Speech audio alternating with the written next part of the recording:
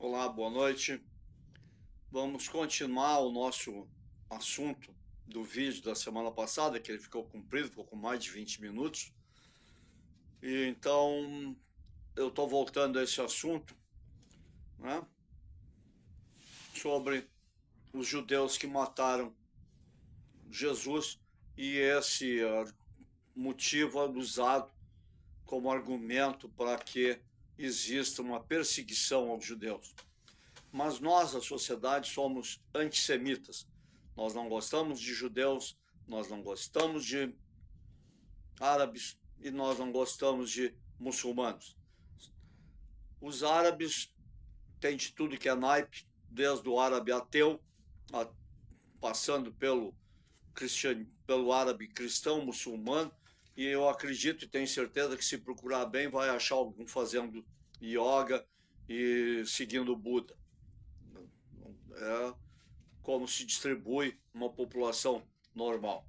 Os muçulmanos é uma questão mais difícil de tratar, porque eles brigam entre eles, porque existe o grupo da Jihad, existe o grupo que é simplesmente islâmico, e existe aquele grupo remanescente do Osama Bin Laden, que derrubou as Torres Gêmeas, e mais o Estado Islâmico. E se tu não rezar com a cartilha deles, tu entra na linha de fogo, tu vai pro paredão. Então esse é um assunto mais difícil de tratar. Vamos tratar com mais calma mais adiante. Vamos se preocupar hoje em ver algumas coisas do porquê essa pecha antissemita em cima do judeu. Bom, nós vimos na aula passada quem são os judeus, quem são os cristãos e os árabes, e a gente vê que nós viemos tudo do mesmo ramo. Jesus nasceu na Judéia, na era do Império Romano. E ele foi morto em Jerusalém pelos romanos, mas atendia aos interesses da cúpula do templo, do sumo sacerdote, do pessoal que lhe apoiava, e o sinédrio, a maioria dos anciões. Bom, essa é a motivação. Jesus era contra o sinédrio, não o sinédrio, era contra os corruptos do sinédrio, era contra a corrupção do templo, porque é sabido, é dito nos livros, que o sumo sacerdote recebia aquelas ovelhas para fazer o sacrifício, e elas entravam por uma porta e saíam por uma porta do lado para o pasto dele, né? Por que eu vou sacrificar um animal, né? O cara entregou para ser sacrificado. Eu não preciso sacrificar ele, acha que foi sacrificado, é o que basta, eu vou levar para o meu campo e vou criar. Então, isso o sacerdote era um acusado. Mas como é que se desenvolve esse antissemitismo? Porque os judeus mataram Jesus. Em 66, ou seja, 33 anos depois da morte de Cristo, da crucificação de Cristo, os judeus se rebelam contra o Império Romano. E começa uma revolução no estado que eles chamavam de Judéia. E eles vieram desde o norte de Jerusalém para o sul, e aí eles vêm varrendo tudo, vão destruindo, matando, perseguindo, e a população em pane começa a fugir, né? Porque judeus não são bem vistos mais na Judéia, porque eles não querem mais aquele povo judeu dentro da Judéia. Os romanos simplesmente querem liquidar com eles e mudar e apagar a história deles também. Semelhante ao que o outro fez agora, no século passado. Então eles começam a destruir toda a Judéia, o norte da Judéia, na Samaria, e vem descendo. aqueles palácios construídos por o Grande, né? Herodes o Grande, lá na Samaria, né? A Cesareia de Filipe, eles vão botando tudo abaixo. Eles não querem preservar nada dos judeus e vem destruindo. Aí no ano 70, na parte sul de Jerusalém, o templo já tinha ido para o saco, já tinham derrubado tudo, a perseguição aflorava, e os judeus estão fugindo da Judéia, de Jerusalém, da Samaria, estão indo embora. Ninguém mais quer ser judeu sob o telhado, sobre a tutela romana naquela área. Um grupo de judeus se encastela era um palácio junto com uma fortaleza embaçada, e resistem até o final. O final é quando eles veem que é uma montanha, eles estão lá em cima, e o chão aqui, a montanha, né? Os judeus estão aqui em cima, e Roma começa a fazer um aterro de 1.000 metros de altura para fazer uma rampa para poder subir. E essa rampa é construída por judeus. Então, quem está aqui em cima não queria atirar pedra nem o que pudesse para matar esse pessoal, porque ia estar matando judeus. Quando eles chegam lá em cima, o que sobrou dos judeus, eles queimaram toda a fortaleza, eles queimaram todo o palácio. E aí não sobrou um judeu, porque o que estava vivo se atirou pelo penhasco, atiraram as mulheres, atiraram os filhos, enfim, eles preferiram se suicidar a virar escravo romano. Isso gerou uma indignação tão grande, tão forte em Roma, que aí sim, o que estava em pé foi tudo abaixo. E é nesse ritmo que os anos depois de Cristo iniciam, com uma perseguição romana a um povo que ousou levantar armas contra eles. E eles começam a destruir, começam a mudar o nome de tudo. Os templos, o segundo templo de Jerusalém, eles colocam uma estátua dentro do templo. Eles fazem um templo pagão aos deuses romanos dentro do templo, do que sobrou do templo. E Roma, então, perseguia os cristãos, os judeus. Com o andar da carruagem, Roma se torna cristã. E como eles já haviam embalado 300 anos perseguindo judeu, era só continuar. Era não parar, já estava andando aquela perseguição. Bom, Roma cai em 500, levanta-se os impérios dos persas novamente, os otomanos, e a Igreja Romana assume o papel de perseguição, oficial ou não, continua na Europa, forçando a população a não gostar de judeus.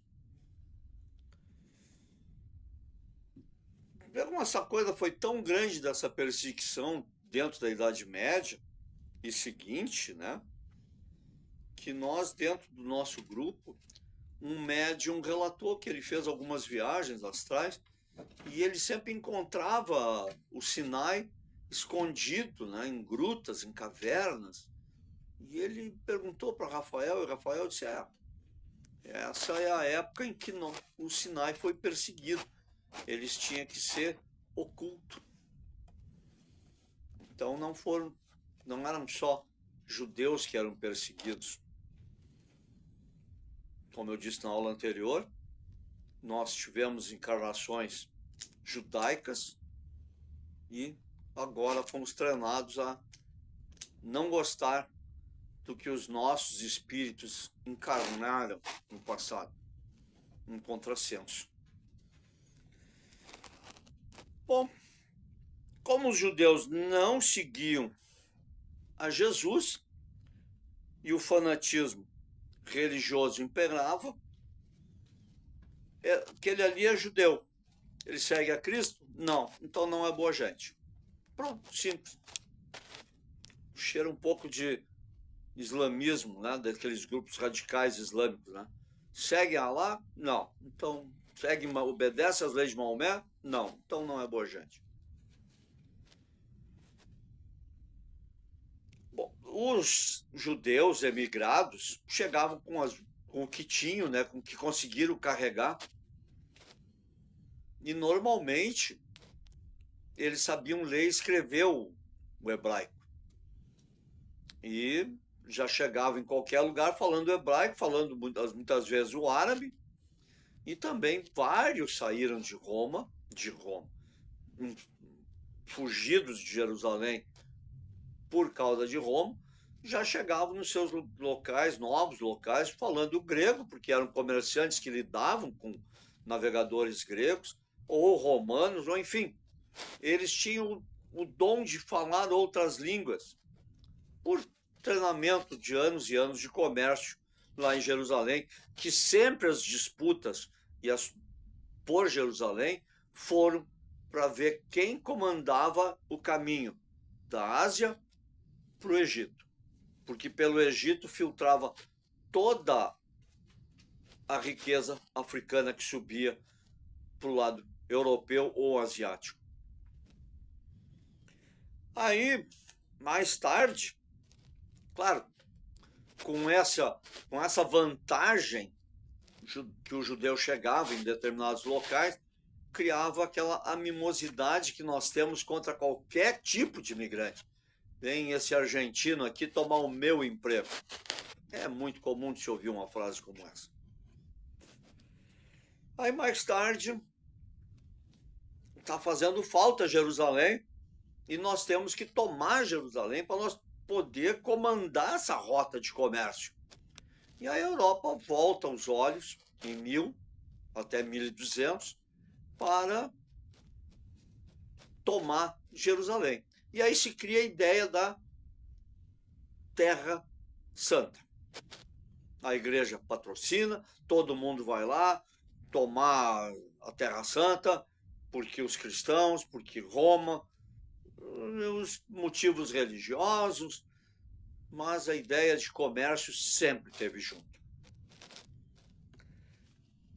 Aí lá por 1400, na República de Veneza, cidade de Veneza, conhecida hoje na Itália, eles inventam o gueto. Eles têm um local cercado e os judeus moram lá dentro. 6 horas da tarde, fecha a porta, porque segundo Martim Lutero, os judeus estão sujos com as fezes do demônio. Martim Lutero, além de arrumar uma briga com a igreja cristã romana, funda uma dissidência da igreja luterana e ainda tem uma briga com os judeus.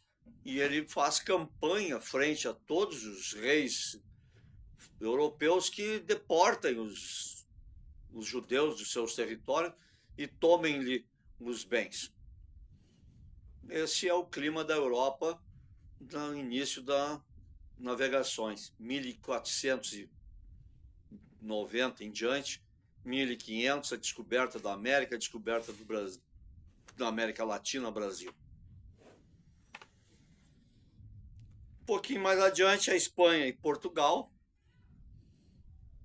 bota para a rua os judeus e quem quiser ficar tem que se converter ao cristianismo. Então são os cristãos novos, os Rocha, Silva, Carvalho, Flores, esses nomes que eles vão assumindo como cristãos novos. Aí, nesse século passado, Hitler, usando argumentos que Martim Lutero usou, ele cria a sua maneira de suprimir a existência judaica também. E nós herdamos tudo isso. Isso está no nosso inconsciente coletivo e a gente nem se dá conta que a gente tem esses ranços contra judeus, árabes e muçulmanos por causa das guerras da conquista da terra prometida, da terra que é prometida ao povo judeu e que virou a terra santa. E Jesus, o que Jesus fez no início dessa história? Jesus era judeu, pai e mãe judeus. Ele era descendente de Davi. Ele era descendente de Davi. A linhagem de Jesus até Abraão é toda ela conhecida.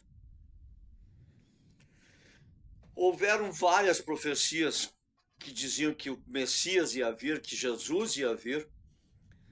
Existe, eu não lembro agora, o livro, se não me engano é Isaías, está me faltando, em que se tu chegar num determinado versículo, sim, mas da Torá, né, dos livros que compõem a Torá, do cânon da Torá, Isaías.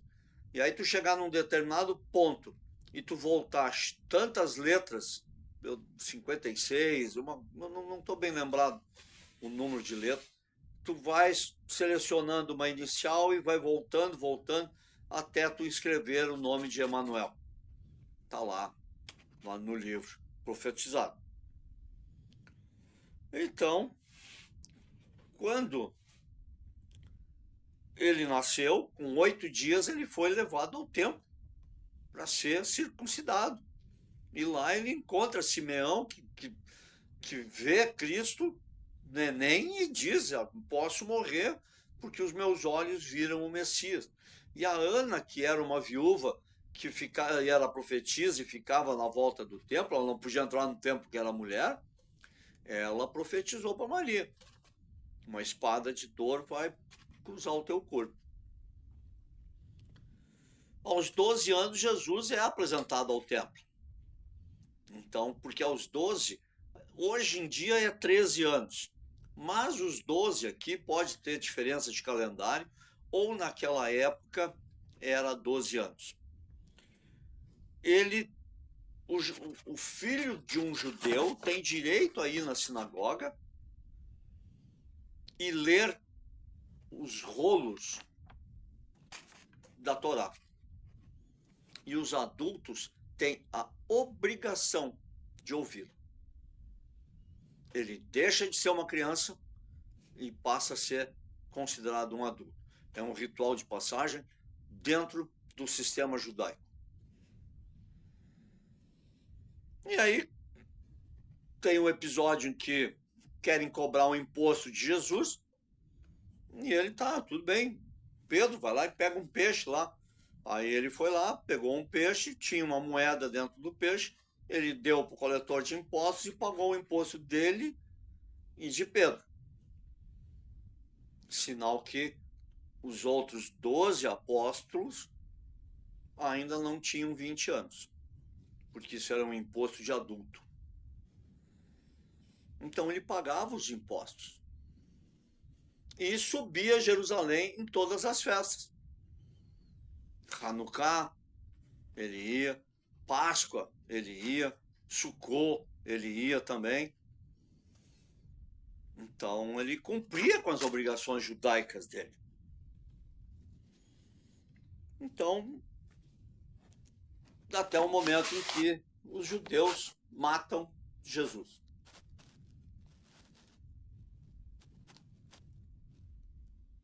Literalmente, sim. Os judeus mataram Jesus. Os romanos executaram a pena. ele morreu para satisfazer interesses de sacerdotes e parte do sinédrio que eram muito corruptos. E era essa a luta de Cristo contra o templo. Não contra o templo ou o que ele representava, e ele disse mais de uma vez: eu vim para cumprir a lei, eu não vim para desobedecer a lei, para eliminar a lei. Então, Jesus nasceu no tempo em que foi profetizado. Tudo estava profetizado, o que ele ia fazer, o nome que ele teria. Ele veio cumprir as profecias. Lá, quando ele vai a Nazaré, que ele diz que o profeta não é bem-vindo na sua cidade, ele abre um rolo da Torá para ler, que é o livro de Isaías. Isso está dentro de um contexto, ele foi naquele dia lá, porque a família de José, de qual ele era filho, era o dia da família de José ler na sinagoga. Porque 400 anos antes, sob o domínio grego, os gregos dominaram a Judéia, eles também se revoltaram violentamente contra os judeus, por força, que eles não queriam que a religião judaica se espalhasse. Então eles mandaram destruir todos os livros que fossem encontrados, todos os rolos de Torá que fossem encontrados.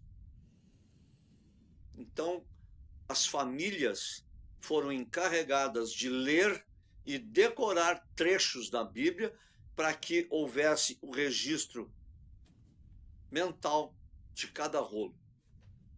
E Jesus foi lá ler o livro, o rolo, que a sua família tinha a obrigação de manter vivo, manter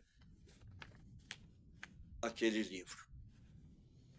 Então ele diz para todo mundo, né, que hoje a profecia se cumpriu. Pronto. A sinagoga se revoltou amando do sacerdote da sinagoga e mais os escribas que lhe davam e os fariseus que lhe davam apoio.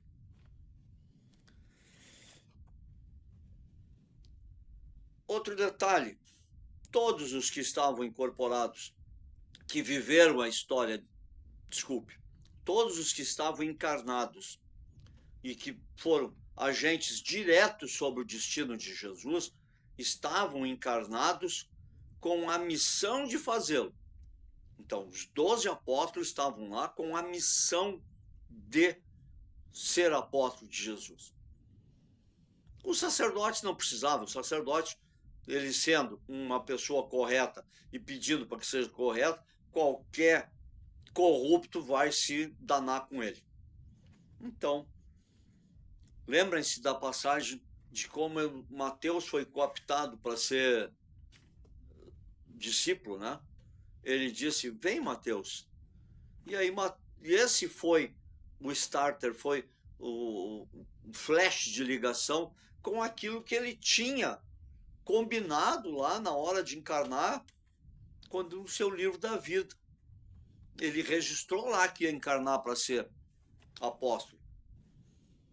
E ele estava sentado numa mesinha, ele viu Cristo e Cristo disse: vem.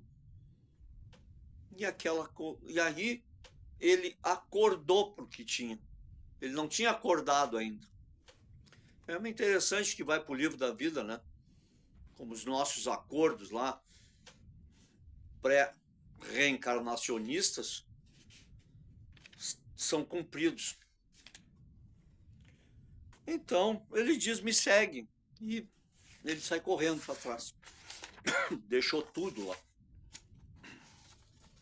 E por que foi na Páscoa todo o desenlace, o desfecho do ministério de Jesus? Vamos voltar um pouquinho no tempo. Vamos voltar até Moisés. Moisés recebe a ordem de Deus.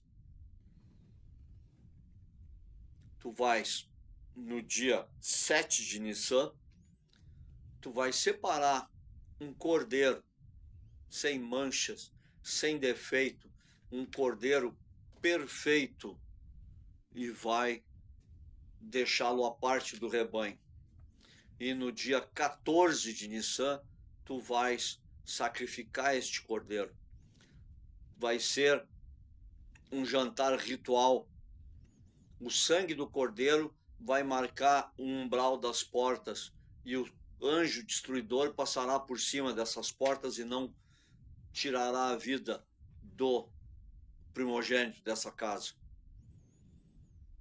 E no dia seguinte, com a morte dos primogênitos, eles saem do Egito.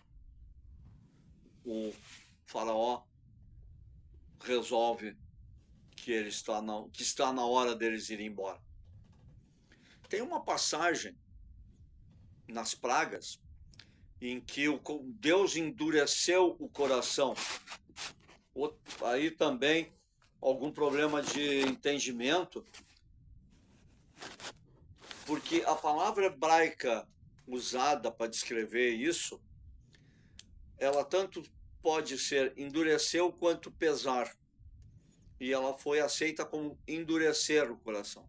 Como se Deus dissesse, não, eu vou endurecer o coração do faraó para que ele não deixe os judeus saírem. Existe uma outra corrente que diz o seguinte, que é pesar o coração. Então, quem era o faraó? O faraó era um egípcio. Qual a cultura egípcia para do rei, o faraó, morresse? Ele era mumificado. E como é que era feita a múmia? Todas as vísceras eram retiradas, com exceção do coração. Pulmão e os órgãos intestinais, estômago, tudo era retirado. O coração ficava.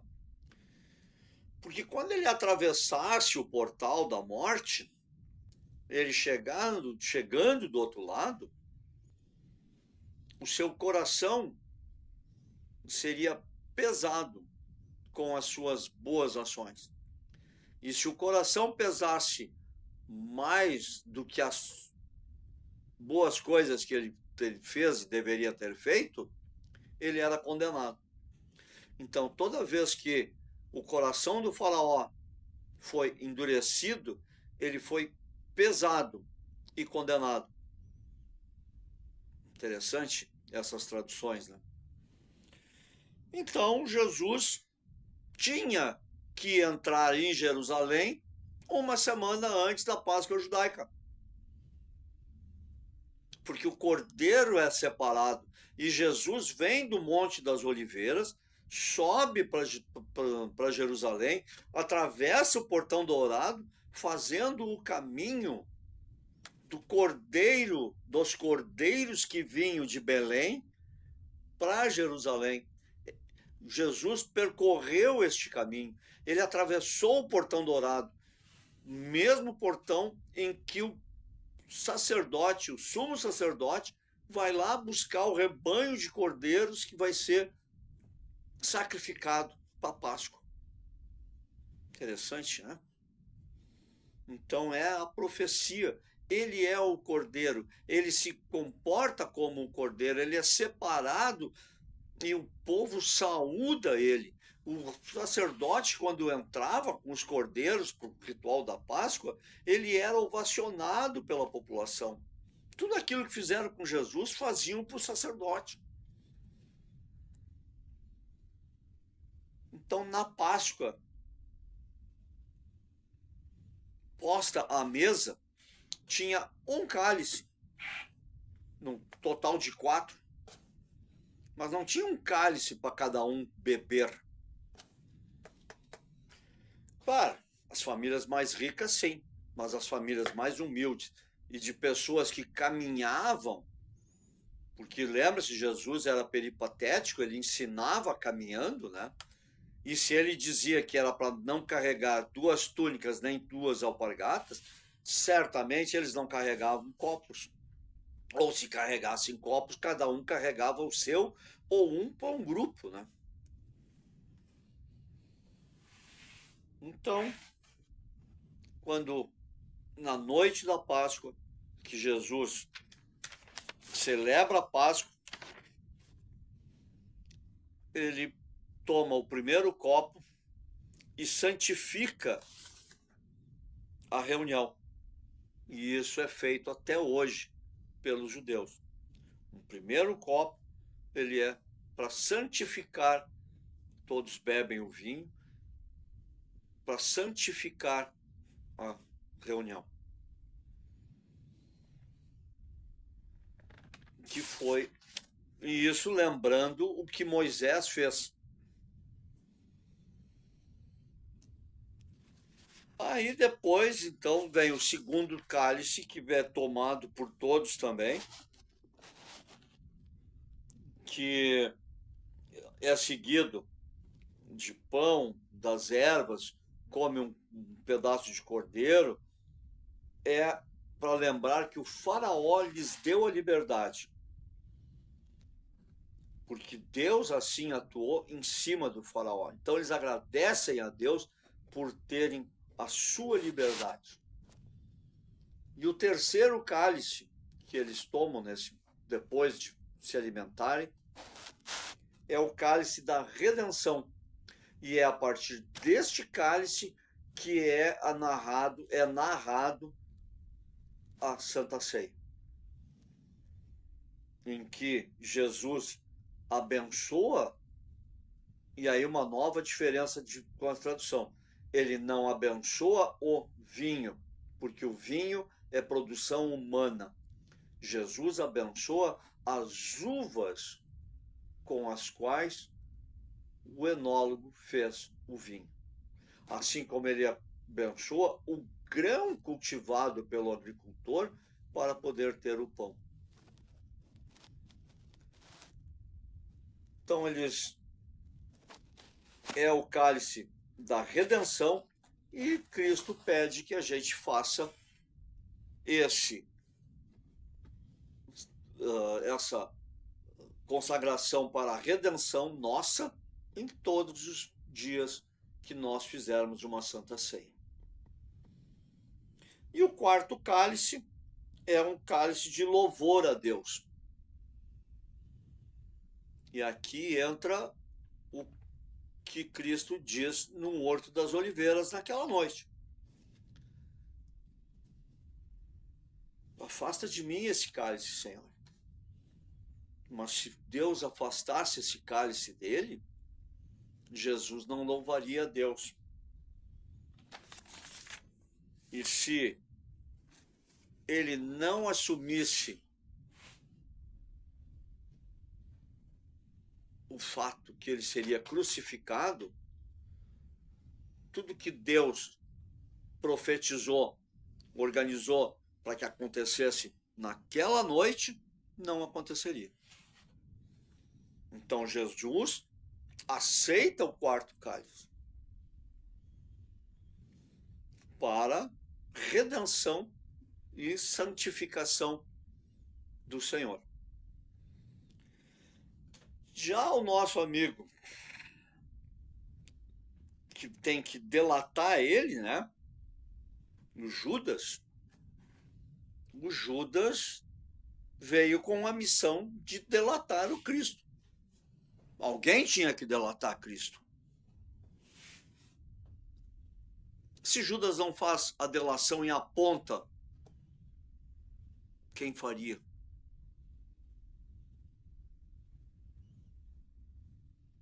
Se ele não é morto no dia seguinte a mando dos sacerdotes do Sinédrio, que cristianismo nós teríamos hoje? Nós não teríamos cristianismo, porque o nosso Deus profetizou tudo, botou todo mundo em campo para que acontecesse a crucificação do seu filho, que ele deu para a salvação do homem, tudo isso estaria errado. Aí Deus errou. Então nós estaríamos seguindo o que hoje? Tudo foi escrito como tinha que acontecer. E se os judeus corruptos do templo e do sinédrio armaram com os romanos para matar o Cristo, foi o formato que Deus montou para que hoje nós pudéssemos dizer: eu sou cristão e eu sigo a Jesus. Então, o que eu poderia arrematar, né? Os judeus mataram Cristo? Sim. São culpados de toda essa perseguição que a gente fez a eles? Não. Louvemos os judeus, porque lembrem-se, os judeus são da origem, são filhos de Abraão. E aqueles que abençoarem os judeus abençoam Abraão. E aqueles que abençoarem Abraão serão abençoados por Deus. É hora de nós, cristãos, começar a pensar um pouco diferente. Obrigado.